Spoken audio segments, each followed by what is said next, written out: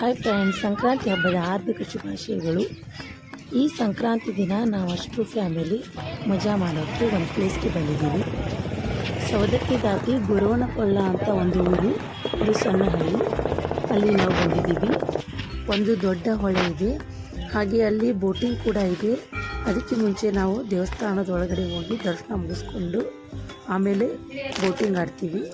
ಮೊದಲು ದೇವರ ದರ್ಶನ ಮಾಡ್ಕೊಳ್ತೀವಿ.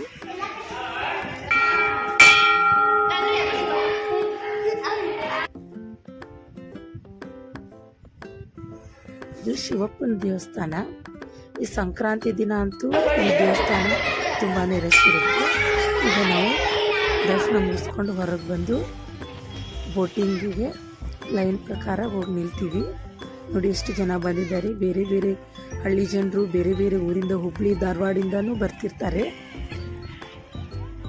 ನೋಡಿ ತುಂಬಾ ಕೆಸರಾಗಿಬಿಟ್ಟಿದೆ. ಕಾಲು ಜಾರ್ತವೆ ಅಂತ ಹೆದರ್ಕೊಂಡು ಹೋಗ್ತಿದ್ದೀವಿ. ಲೈನಲ್ಲಿ ನಿಂತಿದ್ದೀನಿ, ಇನ್ನೂ ಬಂದಿಲ್ಲ. ಬೋಟ್ ಬಂತು.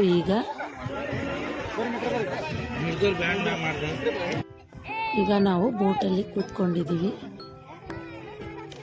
ಎಷ್ಟು ಚೆನ್ನಾಗಿ ಮಾಡಿದ್ದಾರೆ ನೋಡಿ. ಬೋಟ್ನ ಹೂವಿನಲ್ಲಿ ಅಲಂಕಾರ ಮಾಡಿದ್ದಾರೆ. ಈಗ ಬೋಟು ಸ್ಟಾರ್ಟ್ ಆಯಿತು.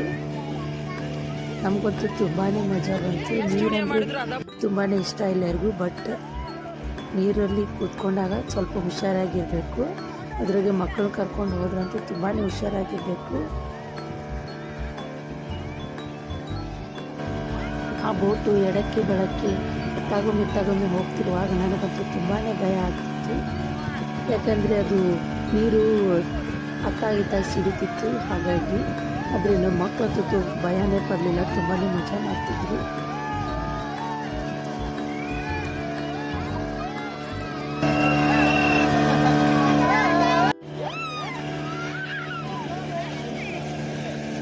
ನೀರೊಳಗೆ ಕೈ ಇಟ್ಟು ಬಟ್ಟೆ ಎಲ್ಲ ತೋರಿಸ್ಕೊಂಡ್ಬಿಟ್ಟು ತುಂಬಾ ಬಿಸಿಲಿತ್ತು. ಹಾಗಾಗಿ ಬಟ್ಟೆ ಎಲ್ಲ ತೋರಿಸ್ಕೊಂಡಿದ್ವಿ. ಎಲ್ಲ ತುಂಬಾ ಮಜಾನೂ ಬರ್ತಿತ್ತು. ಈ ನದಿ ಮಲಪ್ರಭಾ ನದಿ ತುಂಬಾ ವಿಶಾಲವಾಗಿದೆ. ಸೌಂಡಿಗಂತೂ ನಾವು ಮಾತಾಡ್ತಿರೋದು ನಮಗೆ ಕೇಳಿಸ್ತಿರ್ಲಿಲ್ಲ, ಅಷ್ಟು ಸೌಂಡ್ ಇತ್ತು.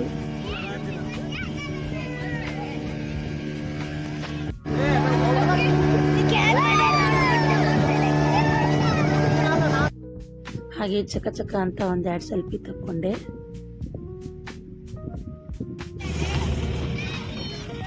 ಈಗ ನಮ್ಮ ಬೋಟಿಂಗ್ ಮುಗಿತು. ಈಗ ಒಬ್ಬೊಬ್ಬರನ್ನೇ ಭಾರ ಒಂದ ಕಡೆ ಜಾಸ್ತಿ ಆಗಿ ನಾವಂತೂ ತುಂಬಾ ಹೆದರಿಬಿಟ್ಟು ಈಗ ನಾವು ಊಟ ಮಾಡೋಕ್ಕೆ ಹೊರಗೆ ಬಂದು ಚಾಪೆ ಹಾಸ್ಕೊಂಡು ಈಗ ನಾವು ಸಂಕ್ರಾಂತಿ ಅಡುಗೆ ಎಲ್ಲ ತಯಾರು ಮಾಡ್ಕೊಂಡು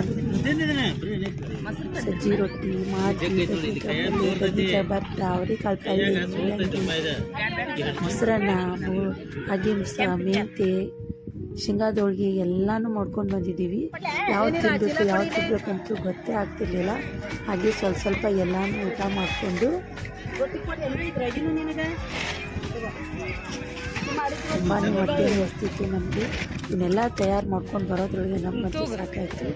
ಊಟ ಮಾಡಿಕೊಂಡು ಇಲ್ಲಿ ಹಾಗೆ ಒಂದೆರಡು ಜೋಕಾಲಿ ಇದ್ದು, ಸಣ್ಣ ಮಕ್ಕಳಷ್ಟೇ ಆಡೋ ಜೋಕಾಲಿ. ಇವ್ರನ್ನ ಜೋಕಾಲಿ ಆಡಿಸ್ತಿದ್ದೀವಿ. ನಾನು ತೂಗ್ತೀನಿ ಅಂದರೆ ತಮ್ಮನ ತಾನೇ ತೂಗ್ತಾನಂತೆ. ಹಾಗಾಗಿ ತಾನೇ ತೂಗ್ತಿದ್ದ. ಇವಳು ನಮ್ಮ ಮಕ್ಕಳ ಮಗಳು, ಇವಳು ಆಡ್ತಿದ್ದಾಳೆ. ಇವಳಂತೂ ತುಂಬಾ ಹಠವಾದಿ. ಜೋಕಾಲಿ ಬಿಟ್ಟೇ ಕೊಡಲಿಲ್ಲ. ಇನ್ನೊಂದು ಜೋಕಾಲಿ ಇತ್ತು, ಒಂದು ಹುಡುಗ ಕುಂತಿದ್ದ, ಅವನೇ ಬಿಸಿ ಊರ್ನ ಕುಂದಿರ್ಸಿದೆ. ಕೊನೆಗೂ ಲಾಸ್ಟ್ ಅದನ್ನು ಬಿಡಲೇ ಇಲ್ಲ. ಕೊನೆ ತನಕ ಅವಳೇ ಆಡಿದ್ವಿ.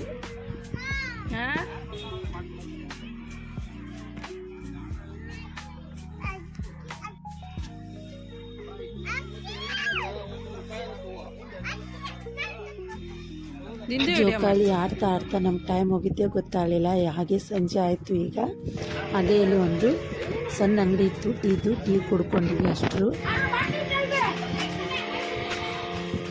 ಟೀ ಕುಡ್ಕೊಂಡು ಈಗ ನಾವು ಮನೆಗೆ ಹೋಗ್ತಿದ್ದೀವಿ ಎಲ್ಲರೂ. ಕತ್ಲಾಗೋದ್ರೊಳಗೆ ಮನೆ ಸೇರಬೇಕು ನಾವು.